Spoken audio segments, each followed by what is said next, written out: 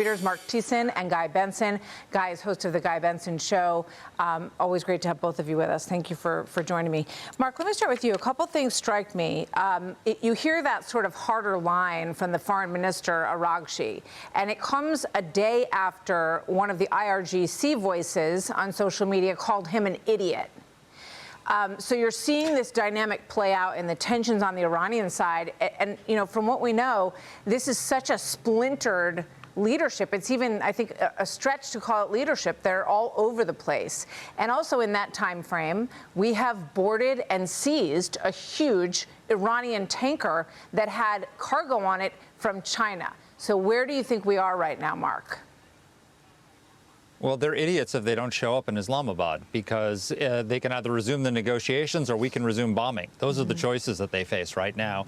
And the reality is that they were getting pummeled before this operation, before the ceasefire took place. If you just look at General Kane and the list of how many targets, we've taken out something like 80% of their military capacity, and we can take out we need another 10 to 12 days to take out 100%, or at least 99. Right, so Admiral Cooper can do that very, very easily, and then on top of that, you add the blockade, where we have completely shut down we're shutting down their economy. They not only export oil, they can't import anything. So you know, there was this whole controversy. Will they take Karg Island? You know, well, there's a risk, because if you put U.S. military on forces, they might be targets. We've effectively taken Karg Island by shutting down the entire. They're shutting down all their ports with the blockade. Absolutely. So they're in a world of hurt right now, and they need to get serious and sit down with the United States, because the alternative to negotiating is an end to the ceasefire, and that's something they don't want. Yeah, you know, it's interesting, Guy. I hear from people who are, you know, watching the Iranian side of this, who are very supportive of just leaving the blockade in place longer and longer. And you hear the president say that time is on their side. What's your take on where we are with this? Well, the regime is in shambles, Martha. You have a new supreme leader, quote unquote, who's incapacitated or dead. His predecessor, his father, is dead. You have the top leadership dead, and you have the new leadership bickering really nastily amongst themselves, right? They are bitterly at odds, reportedly, within their own ranks. In fact, the Pakistanis, reportedly, who are supposed to be sort of looking over this whole thing and mediating the conversations on their territory between the U.S. and Iran, they spend a lot of their time just trying to break up effectively fights within the Iranian camp itself, because you have the hardliners, some of them, who evidently want to cry uncle and come to some conclusion and get this over with because they're getting crushed.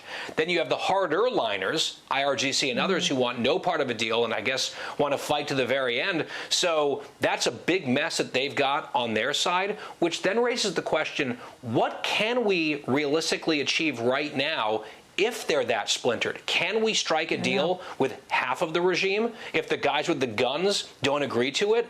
That's an open question. Yeah, I mean, terrorism is their backbone, Marc. It's what they've done for 47 years. The more conventional warfare setup, which we've watched for the last 6 weeks, they just got completely wiped off the table in that way.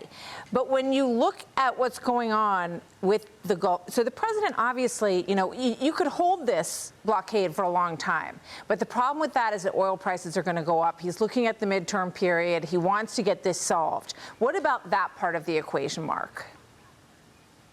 Yeah, so first of all, the Iranians need a deal much more than Donald Trump does, because he can achieve all of his objectives without a deal. You know, what are his objectives? To completely disarm the Iranians, to shut down, to use the economy, to get them to capitulate, to get the nuclear dust. We can do all those, to reopen the Strait of Hormuz. We can do all those things militarily. Admiral Cooper, if he's given the order, within 2 days, he has the Strait of Hormuz open.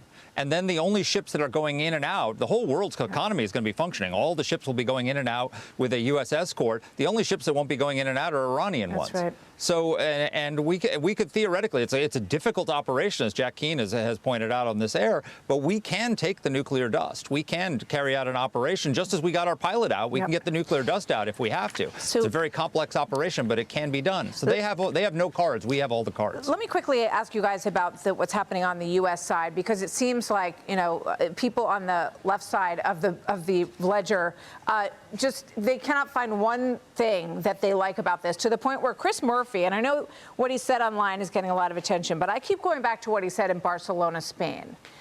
While he was overseas, here's what he said. Watch this. Senator. I want to bring you greetings as well from a nation that is in crisis. I'm not going to sugarcoat the gravity of what we face right now in the United States. This is the most significant threat to American democracy since the Civil War. Donald Trump in our country is trying to end our democracy. We are not on the verge of a totalitarian takeover. We are in the middle of it. In Spain, where they refused to meet the NATO measure of GDP investment in their own defense. Guy?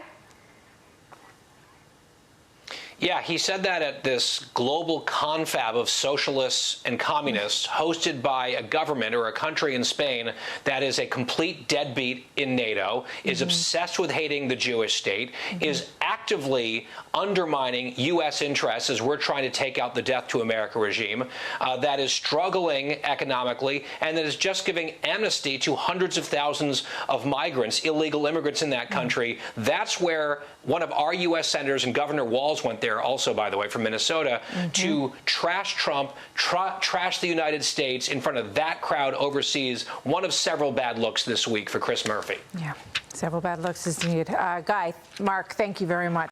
Be sure to like and subscribe for all the Fox News latest on YouTube, and catch full shows streaming now on Fox One.